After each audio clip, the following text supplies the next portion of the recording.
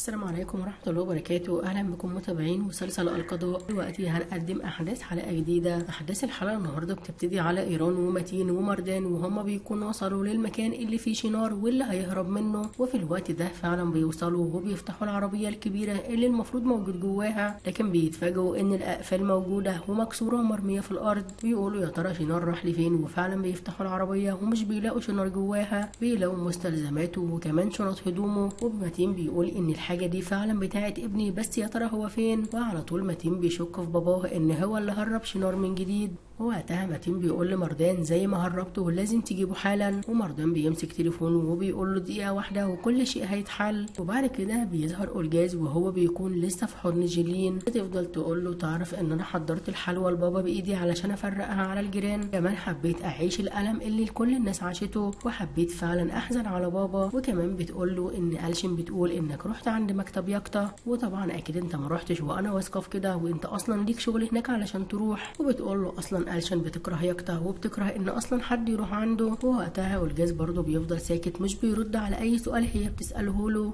ووقتها الدليفري بيوصل، وجيلين بتكون طبعا عامله مفاجاه لأولجاز وجايبه له العشاء. بتقول له ان احنا هناكل النهارده اول عشاء مع بعض في البيت، لكن بعد كده انا هحضر لك الاكل بايدي. أولجاز بيكون بيبص لجيلين ومتاثر جدا، مش قادر انه يتكلم ولا يحكي لها الحقيقه لانه عارف ان هي هتصاب بصدمه نفسيه كبيره. بيجي أولجاز في الوقت ده يقول لها ارجوك يا جيلين اسمعيني وفي شيء عايزه اقوله. بتضم جيلين وبتقول له من الاحسن انك ما تقولش اي شيء، تكون جيلين عايزه تعيش اللحظه الجميله مع جوزها لاول مره بيكونوا في بيتهم. وبيكون متين في الوقت ده لسه مع مردان ومش مصدق ان مردان ملهوش اي ذنب ان شنار مش موجود. ووقتها طبعا بيقول له لازم تجيب لي ابني، ولازم يوصل قبل ما ابني أولجاز يتصل بيا لان لازم نسلم نفسنا. وقتها مردان بيكون اتقابل مع الرجاله اللي كانوا واخدين شنار والمسؤولين بهروبه، وبيقول لهم هو فين، وبيقولوا له احنا سيبناه في المكان ده. بيقول لهم ازاي انتوا ما تعرفوش طريقه، ويا ترى حفيدي راح لفين. وبعد كده جيلين بتكون مع أولجاز وبيفضل طول الوقت ساكت وحزين، وبتقول له طب يلا دلوقتي احكي لي وايه، قول لي ايه اللي جواك. بتبص ليه وبتقول له دلوقتي انا بسمعك. أولجاز بيكون طبعا كل شيء مليء بالحزن لكن مش قادر يتكلم، وبيكون لسه فعلا هيحكي لها. وقتها إيران بيتصل بأولجاز. أولجاز بيروح لبعيد عن جيلين، ووقتها إيران بيقول له ان احنا مش لاقيين شنار. أولجاز في الوقت ده بيكون متضايق جدا وبيقول له لازم تلاقوه، وبيفضل يتخيل هو وجيلين لما كانوا سعداء جدا في حياتهم. وبيقول لجيلين ان في شغل مهمه ولازم اروح دلوقتي للشغل. طبعا بتعذره وبتسيبه يروح، لكن أولجاز قبل ما يمشي بيشد جيلين وبيضمها، وبيكون فعلا حابب انه يفضل جنبها، وبيكون طبعا ضممها بقوه وحاسس ان ده هيكون اخر حضن ليها، حاسس ان حياتهم خلاص فعلا بتنتهي مع بعض بسبب باباه واخوه.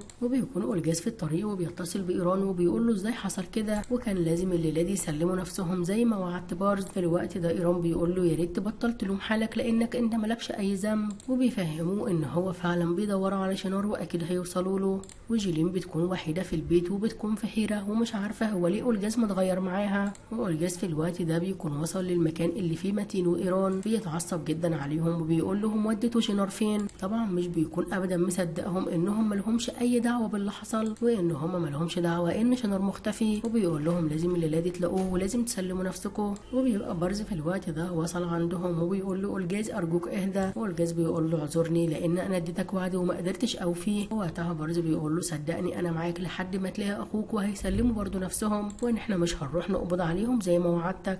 وجيلين في الوقت ده بتكون في بيتها وحيده وبتمسك موبايلها وبتفضل تتفرج على صور باباها، بتكون حزينه جدا وقلبها مكسور بسبب فقدان ابوها. بعديها إيران مع بارز بيكونوا بيراقبوا الكاميرات الموجوده حوالين المكان اللي كان فيه شنار، بيلاقوا ان في عربيه جت واكيد هم اللي اخدوا شنار، لكن مش بيقدروا يوصلوا مين الاشخاص دول ولا العربيه بتكون تبع مين. لكن طبعا بيشكوا في متين ان هو اللي اخد شنار هو ومردان وهربوه. وكمان بيراقبوا كاميرات البيت عند شنار لما بيخرج من الباب، وبيعرفوا وجوز الشاب اللي هو كان بيراقبه اللي تبع يقطة، وبيشكوا ان الشاب ده بيكون تبع مردان وهو اللي مراقب شنار. وبيقرروا ان هم ياخدوا صوره للشاب ده ويعرفوا يا ترى هو تبع مين. ووقتها إيران بيقول له أولجاز ان جيلين بعتت له رساله وقالت له يا ريت تبعد عن جوزي ويا ريت تسيبه يقدر يعيش حياته معايا شويه. طبعا في الوقت ده إيران مش بيتكلم لانه عارف الظروف اللي بتعيشها جيلين، وأولجاز بيكون عارف ان جيلين شكت ان هو فعلا متغير وان هو في حاجات كتير باينه في عينيه. أولجاز في الوقت ده بيكون حزين جدا وبيقول لإيران لازم احكي لها كل حاجه، لكن مش قادر اقول لها ان اخويا وابويا قتلوا ابوكي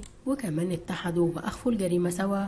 في الوقت ده متين بيجي وبيسأل ايران وبيقول له يا ترى الشخص اللي اعترف امبارح بالجريمة عمل في ايه. في الوقت ده ايران بيقول له ان هو طبعا بارز اكيد هياخد حكم طويل ولكن مش هيتم اعتقاله غير لما تبان الحقيقة. اولجاز في الوقت ده بيكون بيبص لباباه وفعلا قرفان منه، وعلى طول اولجاز بينزل وبيركب عربيته علشان يروح لجيلين. وبتظهر داريا بعد كده وهي بتسأل اوزجا وهي بتقول لها يا ترى اولجاز وبارز فين من امبارح، ويا ترى كان عندهم جريمة وكانوا بيعاينوا الجثة ولا لا. وطبعا اوزجا بتقول لها ان مفيش حاجة زي كده، وبتقول لها طب يا ريت تسألي رضوان لانه هو الوحيد اللي هيديكي اسراره. وبتكون داريا شاكة في الامر وحاسة ان في حاجة مش طبيعية. وبيكون بارز في الوقت ده مع اخته نيفا وبتسأله يا ترى عملتوا ايه مع متين. بيقول لها بجد انا لحد دلوقتي مش قادر اعيش الواقع اللي هم عملوه، كمان مش متخيل ان هو فعلا يكون دار جريمة قتل، كمان بيكون ابنه هو اللي قاتل وازاي ما بياخدش موقف. وبيكون الموضوع فعلا صعب على الكل. وبتظهر جيلين في الوقت ده وهي بتكون في بيتها في البلكونة وبتلم الزهور والورود اللي هي عايزاها علشان تزرعها، وفعلا بتقوم بزرعها وبتتصل بأولجاز اكتر من مرة علشان يجي ويشاركها.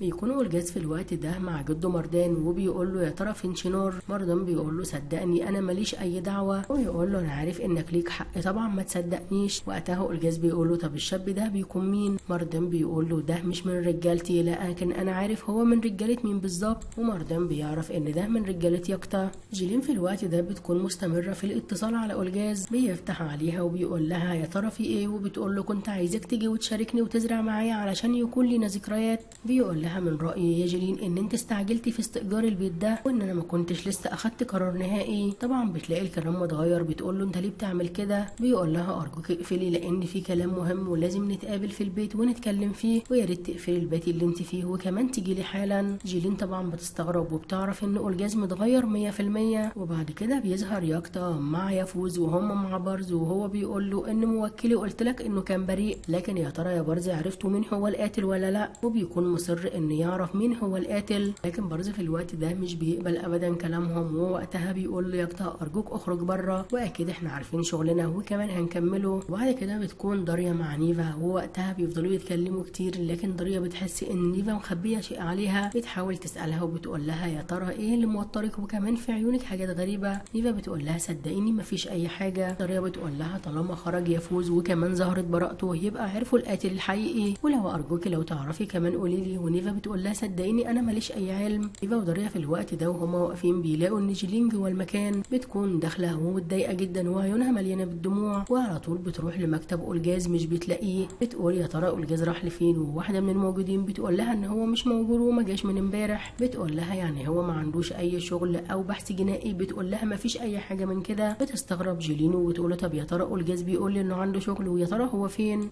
بيكون ياقطة في الوقت ده خرج من عند بارز وبيتقابل مع جيلين. جيلين في الوقت ده بتشوف يفوز وهو خارج مع ياقطة بتتجنن وبتقول يا ترى هو ليه ده خرج وازاي هو قاتل بابا وازاي عايش بحريه. ياقطة بيقول لها ان ده بريء ومش هو اللي قاتل باباكي. بتقول له لا هو اللي قاتل ولازم يكون جوه السجن. بتتجنن جيلين وبيقول لها ياقطة يا ريت تدوري على القاتل الحقيقي لباباكي. بيكون في الوقت ده أولجاز مع ايران وصلوا للشاب أوجوز اللي شغال مع ياقطة. بيوصلوا له وبيقولوا له لازم نعرف فين شنار، وبيضربوه وبيهددوه لحد ما بيعترف انه عارف طريقه. وطبعا اكيد هياخدوا منه المعلومه ان هو تبع ياقطة، واكيد ياقطة اللي واخده وموديه لمكان. وبرز في الوقت ده بيتصل بأولجاز وبيقول له ان جيلين جت هنا وشافت يفوز وهو حر. بيقول له يا ترى ايه اللي حصل معاها. بيقول له ان هي اتجننت ومرضيتش حتى تقف معايا ولا تكلمني. وأولجاز بيكون منهار لانه عارف ان فعلا جيلين هتنهار لما هتعرف كده. بتكون داريا في الوقت ده لسه مع نيفا وبتقول لها ارجوكي لو جواكي حاجه مخبيها لازم تعرفوها لي. ونيفا بتقول لها صدقيني انا ما اعرفش اي شيء، ويا ريت لو في حاجه عايزه تعرفيها اعرفيها من متين بيه. داريا بتستغرب جدا واشمعنى يعني متين. وبتظهر جيلين في الوقت ده وهي بتكون خرجت لبره، وياقطة بيكون خرج مع يفوز بالعربيه. بيتقابلوا مع جيلين بره، ووقتها ياقطة بيقول لها يا ترى انت ليه مستغربه وكمان خايفه، وصدقيني مش يفوز اللي قتل باباكي وانا عارف مين اللي قتله. جيلين بتقول له اكيد هو اللي قاتل. بيقول لها لو عايزه تعرفي مين قتل باباكي تعالي معايا. وفعلا جيلين بتركب مع ياقطة العربيه وهيوديها لمكان الجريمه. في الوقت ده نفسه بيكون أولجاز وإيران أكيد عرفوا مكان شينار من الشاب أوجوز. كمان داريا في الوقت ده بتكون راحت لرئيس النواب وبتقول له في مشاكل كتير بتدور حوالينا ولازم انا اعرفها لك. واكيد داريا بتكون عرفت شيء او شكت في حاجه وهتحكيها لرئيس النواب. في الوقت ده متين بيكون في مكتبه وابنه ألجاز بيتصل عليه وبيقول له انا عرفت مكان شنار ورايح علشان اجيبه، ولحد ما ارجع بيه تكون انت جهزت نفسك علشان هتسلموا نفسكم النهارده. متين في الوقت ده فعلا بيستعد وبيسيب سلاحه ومحفظته وكل شيء بيخصه لشغل الشرطه، خلاص بيكون اتجرد من الشغله، ووقتها بيخرج من المكتب وبيكون حزين، بيفضل يبص للمكان وكأنه فعلا بيودع كل شيء كان فيه.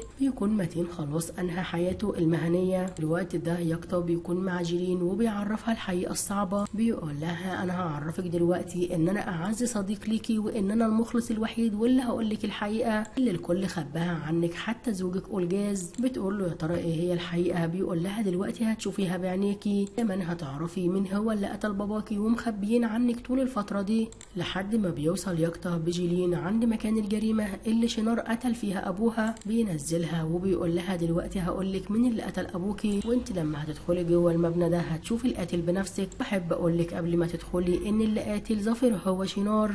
جيلين بتصرخ وبتقول له لا، بيقول لها طبعا هو اللي قتله، ودلوقتي انت هتتاكدي واكيد هيحكي لك كل حاجه وانا هدخلك على المجرم واعملي فيه كل اللي انت عايزاه. وبيكون يقطع فعلا حرق قلب جيلين وصرحها بالحقيقه وقال لها قبل ألجاز ما يقول لها علشان خاطر يعرفها ان ألجاز مش بيحبها وعلشان خاطر يدمر حياتهم سوا. جيلين بتكون في حالة صعبة ومنهارة جدا ومش متخيلة اللي بيدور حواليها في كل حتة. وفي الوقت نفسه قبل ما تدخل للمكان بيظهر ألجاز وإيران وبارز وهم بيفكوا شنار. بيكون يقطع هو اللي أخدوا المكان الجريمة وكتفه، بيحاولوا إن هم يفكوه في الوقت ده علشان ياخدوه علشان يسلم نفسه زي ما ألجاز وعد بارز إن أبوه وأخوه هيسلموا نفسهم للشرطة. ولكن طبعا الصدمة الكبيرة لجيلين بتشوف بارز وألجاز وهم بيفكوا شنار، هم كمان بيشوفوها بيتصدموا كتير، وألجاز طبعا بيفهم ان كده جيلين شكت فيه. وفعلا جيلين بتكون شكت ان ألجاز عارف الحقيقه ومداريها عنها وان هو كان بياخد اخوه علشان يهربه، ومش هتتخيل ابدا ان هو بياخده علشان يسلمه للشرطه. كمان افتكرت ان ألجاز عارف الحقيقه من زمان ومخبيها عنها. بتكون نظرات جيلين وألجاز مليانه بالحزن وبتكون حياتهم بالفعل اتهدمت، وشنار بيكون بيبص لجيلين ومصدوم من الحقيقه اللي كان دايما خايف انها تظهر. وكده بنكون انتهينا من احداث الحلقه النهارده. ويا ترى رد فعل جيلين هيكون ايه لألجاز بعد ما افتكرت انه مداري الحقيقه عنها؟ ويا ترى هتصدقه ولا هتصدق يقطع؟ وده اللي هنعرفه في الاحداث الجديده. تابعونا واستنونا في فيديو جديد.